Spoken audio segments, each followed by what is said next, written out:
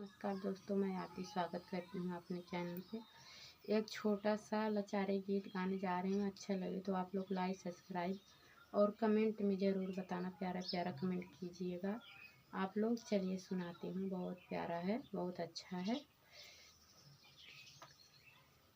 गोरे गाल तिल काला संवरिया पे के हो, संवरिया पे के जदुआ डाल।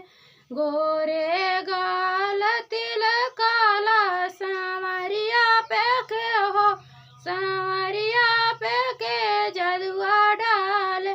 जदुआ त डले है बगिया के मालिन, जदुआ त डले बगिया के मालिन।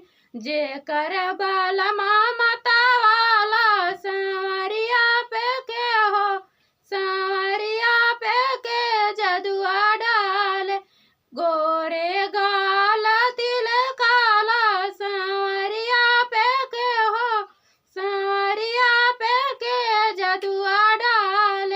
जदुआ त डलायो है कुआना की महारिन, जदुआ त डलायो है कुआना के महारिन।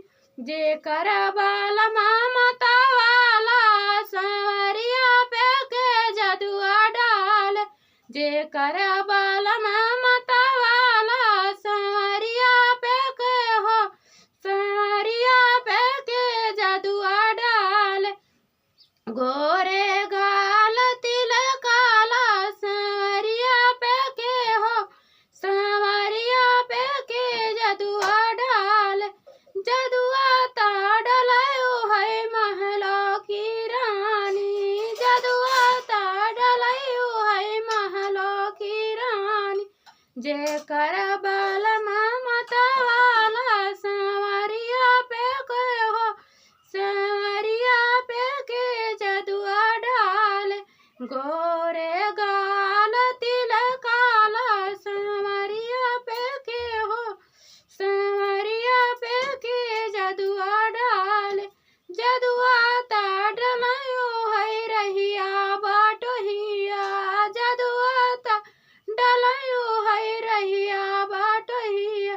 जे कर नजर बाहे काला संवरिया पे के हो, संवरिया पे के जदुआ डाल।